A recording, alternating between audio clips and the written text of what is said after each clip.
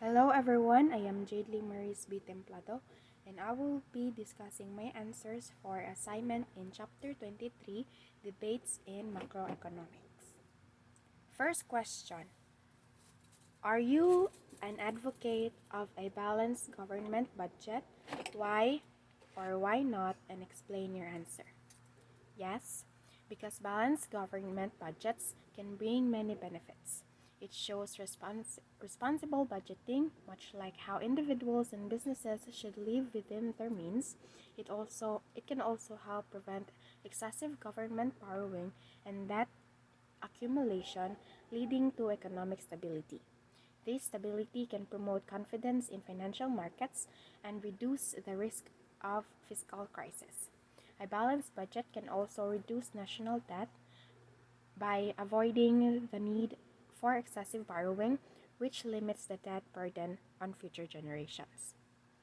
So, by maintaining a balanced budget, interest payments on government debt can be lower, freeing up public funds for other important priorities such as infrastructures, healthcare, education, or social services. Demonstrating fiscal discipline by maintaining a balanced budget can also improve the country's credit rating, leading to lower interest rates on government bonds and more favorable borrowing terms. So a balanced budget often requires government to prioritize and make tough decisions about the size and scope of government programs and services, which can lead to a more efficient and accountable public sector. So for the next question, are you uh, fav- are you favorable of active monetary and fiscal policy? Why or why not, and explain your answer. I favor active monetary and fiscal policy because these policies have several benefits.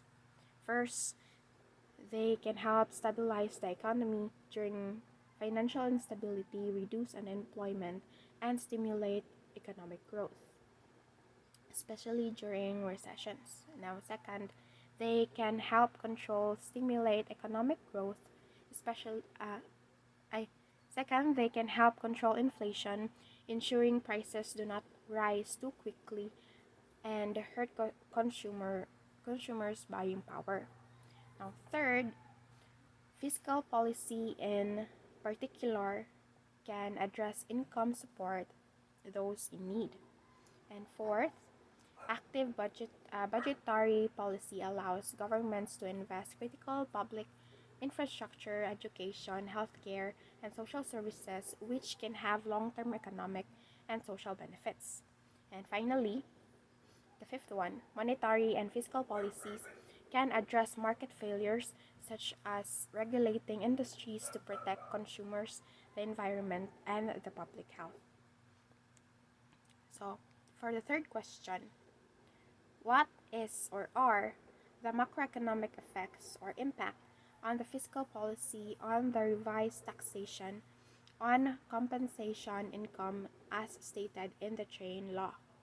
So the Train Law is a tax reform program in the Philippines that introduced many changes to the country's tax system.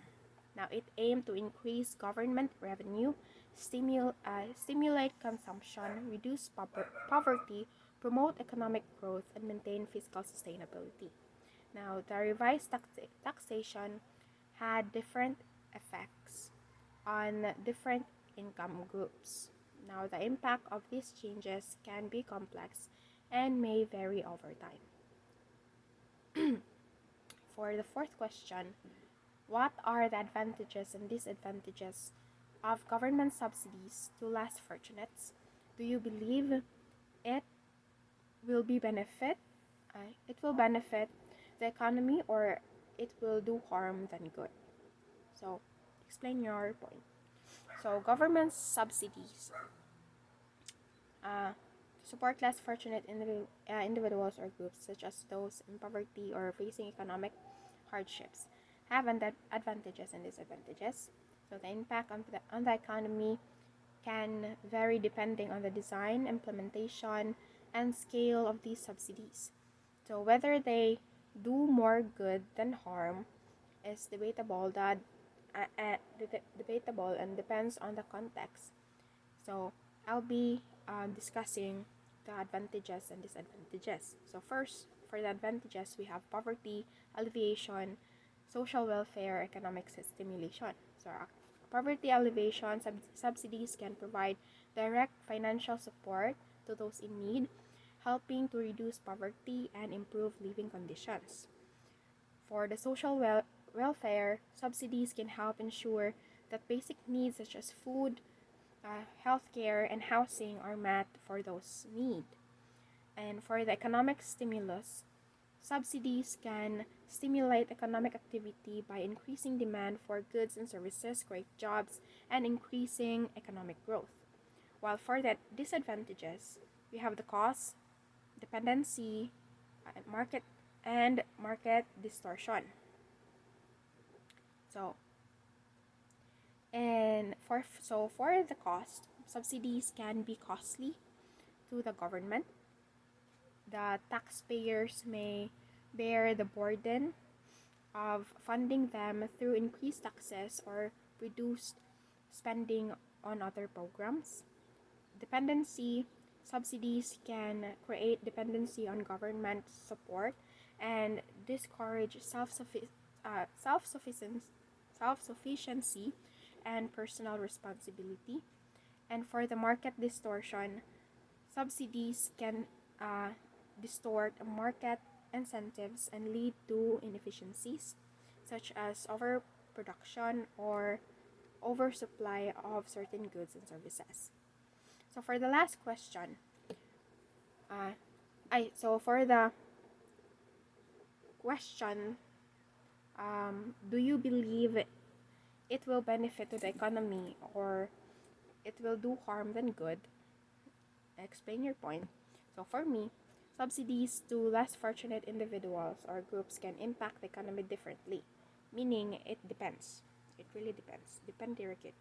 So they can help alleviate poverty, boost consumer demand, and improve human capital development. However, if it is not managed properly, they can lead to fiscal deficit, market distortions, dependency and efficiency, and crowding out private investment. So the specific events of subsidies depend on how they are designed and implemented on the broader economic and social context.